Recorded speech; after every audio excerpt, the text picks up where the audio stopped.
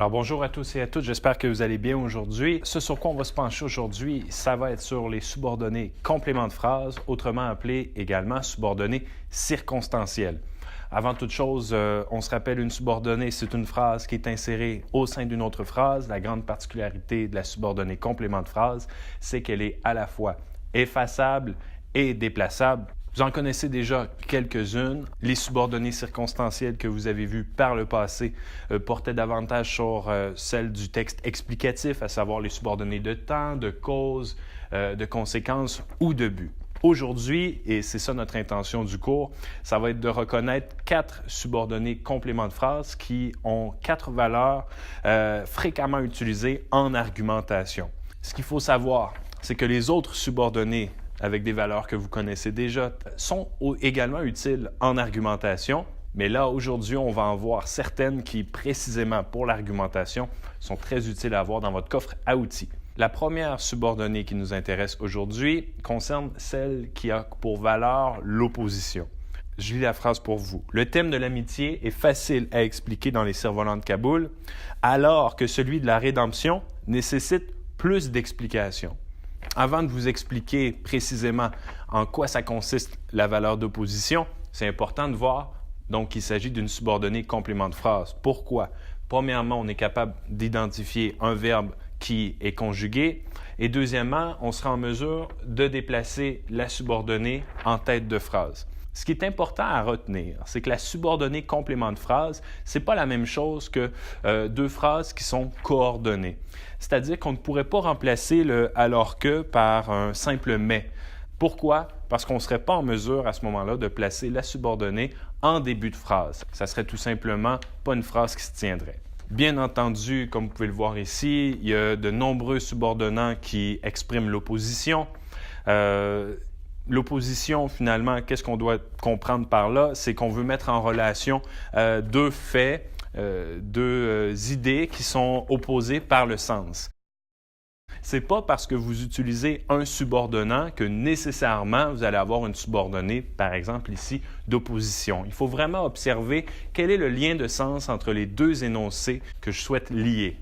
Comme on peut le voir au tableau, la phrase « Tandis qu'Amir pensait que Baba avait été un homme d'exception, Rahim Khan, lui, savait depuis longtemps qu'il n'était pas différent des autres. » On voit bien ici qu'on avait la pensée d'Amir et, en contrepartie, la pensée de Rahim Khan. Deuxième valeur que l'on peut observer fréquemment dans les subordonnés compléments de phrase qui mettent à l'avant-plan l'argumentation, c'est la concession. Celle-là, elle est particulièrement intéressante parce que vous utilisez l'argument de quelqu'un d'autre, de quelqu'un qui est en contradiction avec votre propos, pour en tirer un avantage. Finalement, c'est une manière de contre-attaquer. Par exemple, ici, bien que la guerre puisse parfois nous apparaître nécessaire, les cerfs-volants de Kaboul nous montrent bien qu'elle n'apporte au final que tristesse et désolation.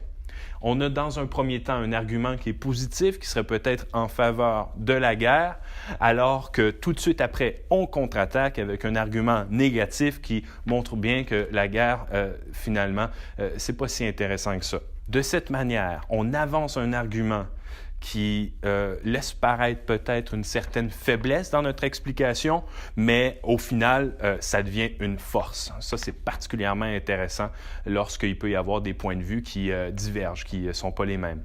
Voici d'autres subordonnants qu'on peut employer pour exprimer la concession. On voit bien ici que ces subordonnants-là montrent que les contre-arguments des autres ne tiennent pas la route, sont illogiques. Ça fonctionne très bien. Troisième valeur exprimée par un subordonné complément de phrase utile en argumentation, c'est celle qui montre l'hypothèse. Celle-là, vous la connaissez, on l'emploie fréquemment avec le petit mot « si », S-I. Avec l'exemple ici, je crois que le roman aurait été tout à fait différent si Amir avait agi lors du viol de son ami. On se rappelle de cet épisode marquant. Ici, finalement, on énonce une condition pour que quelque chose soit atteint. Si Amir n'était pas resté inactif, le roman aurait pris une tournure complètement différente. D'ailleurs, faites bien attention à ne pas utiliser le conditionnel à la suite du si. On va privilégier davantage l'imparfait. Il n'y a pas seulement le si qui sert à exprimer l'hypothèse. Voici donc quelques exemples au tableau. Finalement, je termine avec la comparaison, la quatrième valeur qui nous intéresse pour utiliser l'argumentation avec les subordonnés compléments de phrase.